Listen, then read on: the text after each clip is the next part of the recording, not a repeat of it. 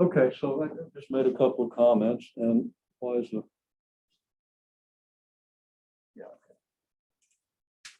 We're going to talk about a collision in 2 dimensions. And as I said, a collision in 2 dimensions is just like a collision in 1 dimension. Except that you've got 2 dimensions.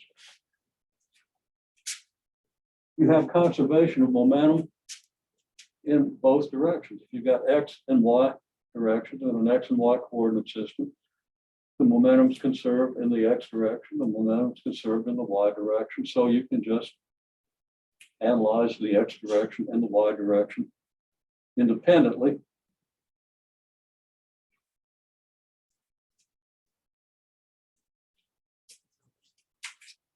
And I just used the example of a pool ball, which isn't a real good example of conservation of momentum. 2 pool balls meet, collide. The problem with pool balls is there are forces other than the interaction forces of the 2 ball system. Okay, and conservation of momentum only applies if you have an isolated system with no external forces on it. Of course, an isolated system is a system with no external forces.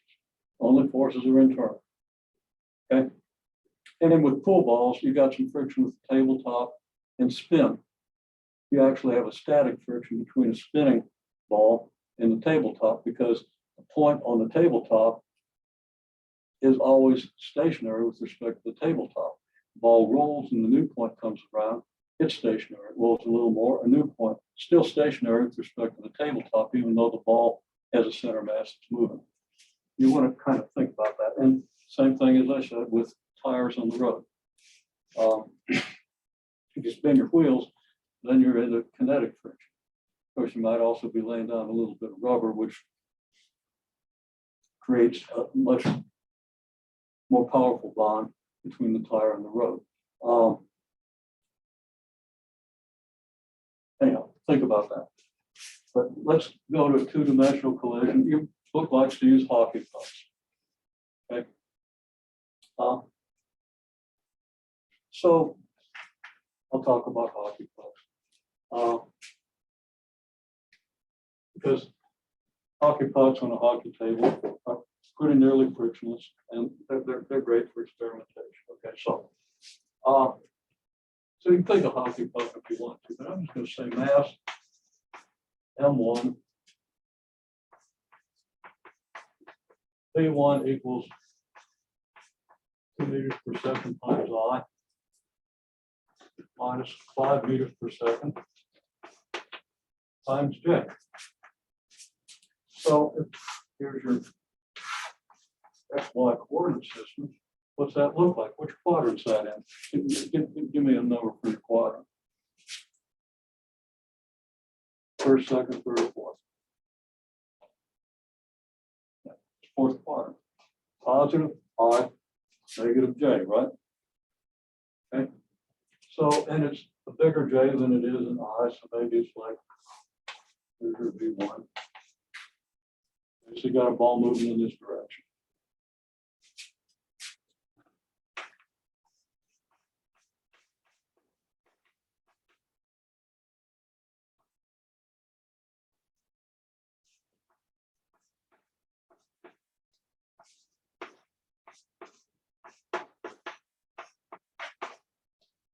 Then you got 4 meters per second I plus 6 meters per second J.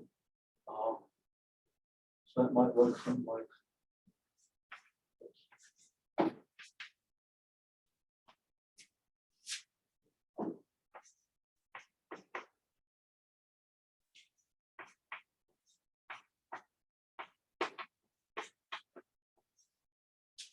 Say M2 is 2 kilograms, M1 is 2 kilograms, M2 is 4 kilograms, right?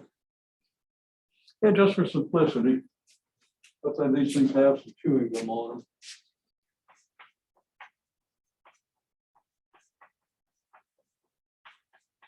And you have an inelastic collision. You don't worry about how to do an elastic collision, that's going to be very simple. Okay? As long as you know how to do an elastic collision, then you're going to have a collision of the X motion, the X momentum, and a collision of the Y momentum, and they're independent. Something not complete. Okay.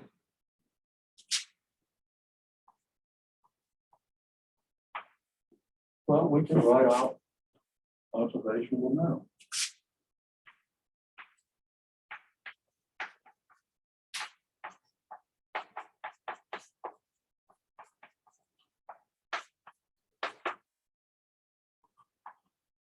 There it is, but now I've got arrows over these. Remember before, you might not have noticed, but I said I don't have arrows in these because we're in one dimension.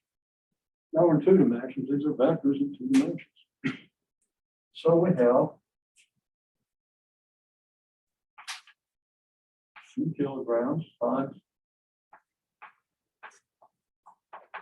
2 meters per second times I minus 5 meters per second times J plus 4 kilograms. I'll write it out here. Times 4 meters per second.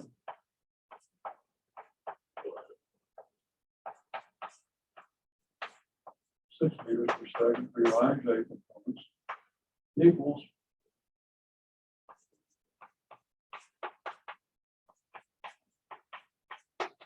all right, that is UXI plus UYJ, the X and Y components of your after collision momentum, velocity. And I gotta get a shift implanted in my brain. I'm just looking how much room I've got here. I don't have enough staff to do another board. Okay, so this is then the total of the 2 masses, right? So this equals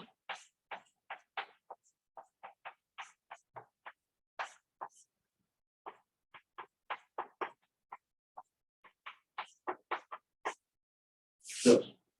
What I had before was just UXI plus UYJ.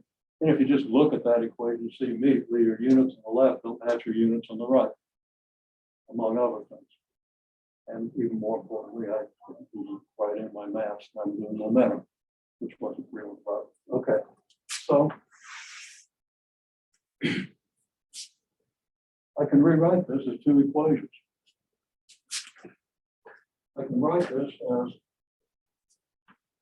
and I'll keep all these, 4 kilogram meters per second.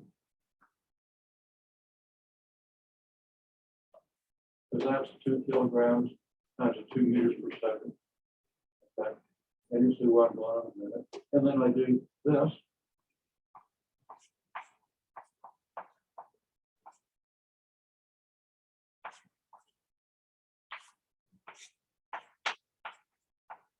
And those are my I components.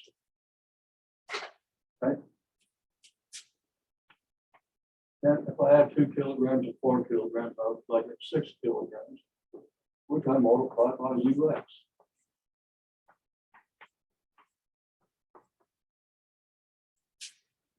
So now I've got my I components. And the I components have to be equal if the 2 vectors are equal.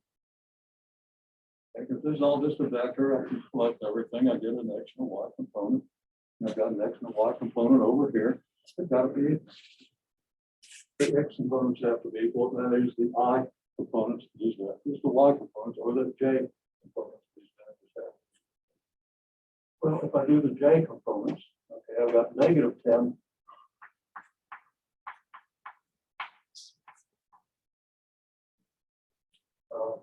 kilogram meter per second times J here, and 24.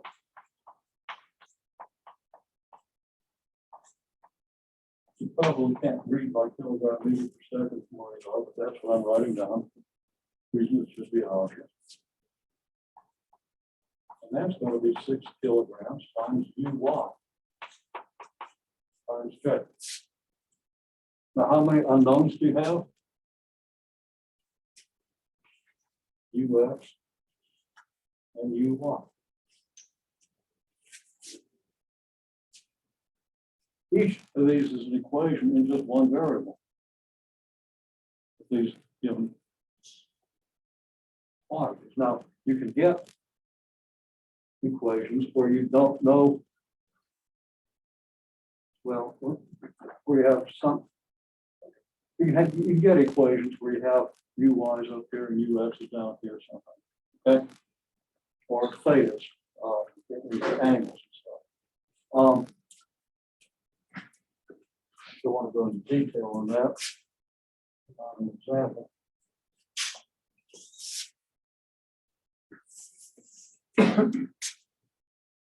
But one way or another,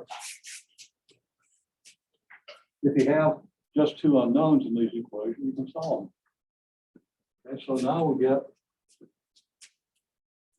dividing out the kilograms, we get 20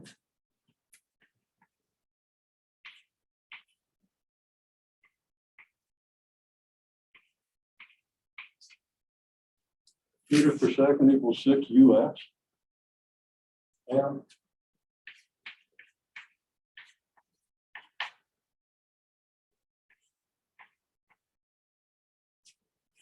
meters per second equals 6 UI.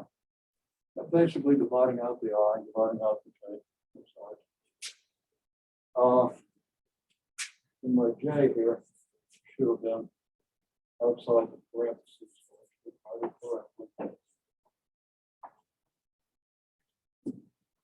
So UX equals 10 thirds meter per second. UI equals 7 thirds meter per second. So it's like, now then, collisions going to occur here. Remember, these are just vectors in vector space. Okay, this means this 2 kilogram object is coming in here, and a 4 kilogram object coming in here, and then they join up, they'll go off in a direction like this. This one has more mass and it's moving faster, so the direction is going to go into the first quadrant. Even though this has a bigger relative y component, turns out that your y component is still going to be in favor of this stuff. Okay. There's kinetic energy loss.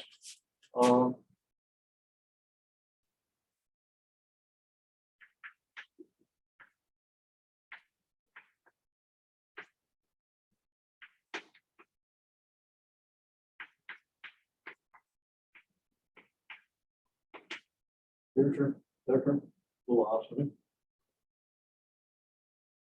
And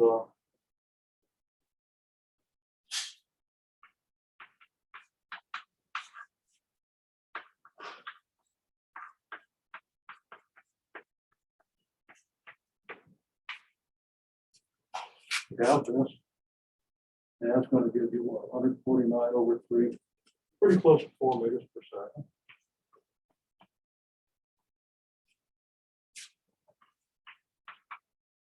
The angle is the inverse tangent of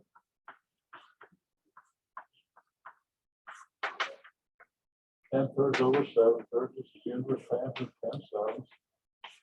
And I'll guess that's 57 degrees. Okay.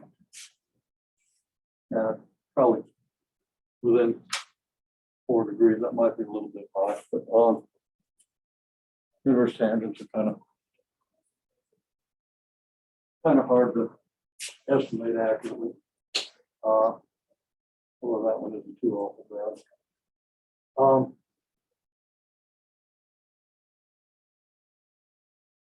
So we kind of a complete analysis of this situation, this collision. And you see again, what you got to see is you keep your wits about you, write out the vectors, and you separate the I components, separate out the J components. Or write the X motion, write the Y motion or momentum, and solve. And if you keep your wits about you and do that, it just isn't too awful bad. But sometimes, just like with projectiles, very similar to what you do with projectiles, you got two simultaneous equations, and you can get complications. Okay.